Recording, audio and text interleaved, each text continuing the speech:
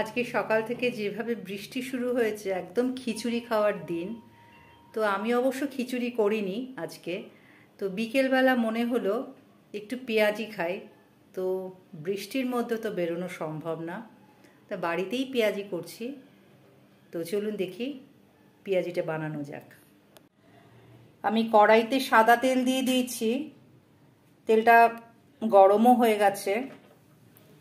এবার আমি ছোট ছোট করে পেঁয়াজিগুলো বানাবো। আমি এগুলো ছোট ছোট করে আমি পেঁয়াজটাকে কেটে নিয়েছি।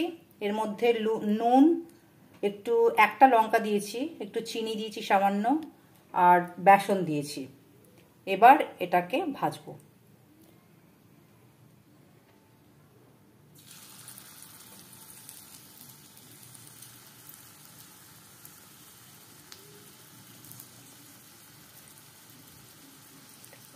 এটাকে একটু ধরো তো ক্যামেরাটাকে, আজকে আমার হাজবেন্ড আমার ক্যামেরা পুরো ধরছেন।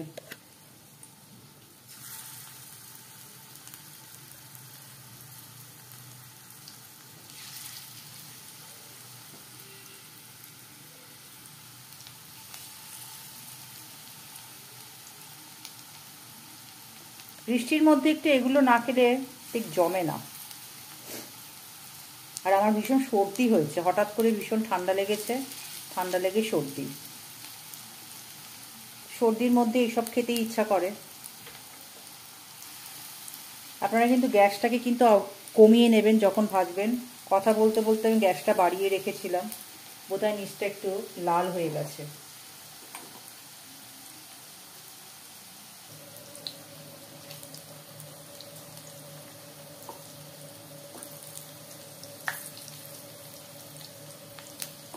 পেঁয়াজগুলো বেশ সুন্দর ছোট্ট ছোট্ট মজার হয়েছে দেখতে।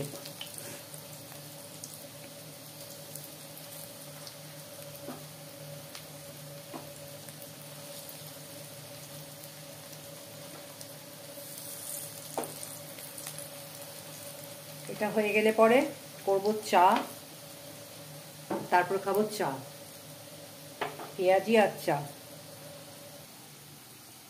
আমার পেঁয়াজিগুলো অলমোস্ট ভাজা হয়ে এসছে।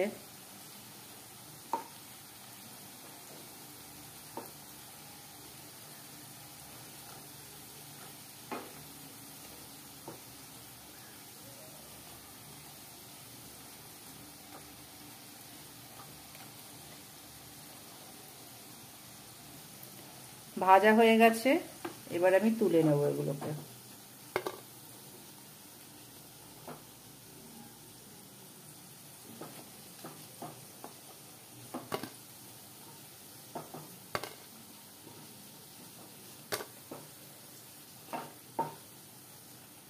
আজকে আমার হাজবেন্ড ক্যামেরাম্যান, তো উনি অসম্ভব নার্ভাস। উনি ঠিক বুঝে উঠতে পারছেন না উনি কি করবেন। এই ফার্স্ট টাইম উনি ক্যামেরা ধরলেন। আমি এতদিন ধরে ব্লগ করছি, এই ফার্স্ট টাইম উনি ধরলেন। এটা সেকেন্ড লটটা। গ্যাসটাকে যখন দেবেন তখন গ্যাসটাকে একটু কমিয়ে দিলেই ভালো হয়, তা না হলে পুড়ে যাবে। এসব খেলে রাত্রিবেলা জানি না কিছু খেতে পারবো কিনা।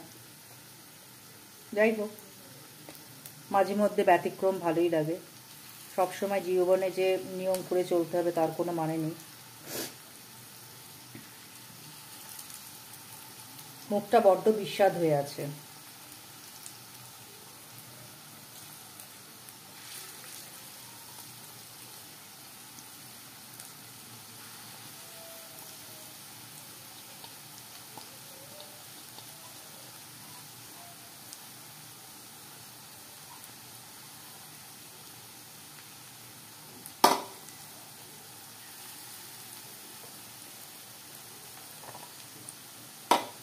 সেকেন্ড লটটা ভাজা হয়ে গেলে পরে আবার আসছি ফিরে।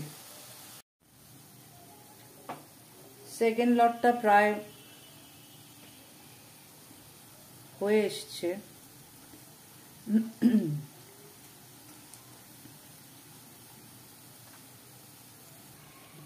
আমার সেকেন্ড লটটাও ভাজা হয়ে গেছে।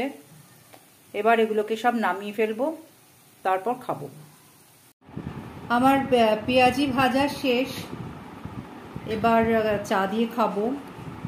তবে এই বৃষ্টির রাতে বেশ এই পেঁয়াজি চা, তার সাথে একটা বেশ ভূতের গল্প, এটা বেশ একটা দারুণ মজার ব্যাপার হয়।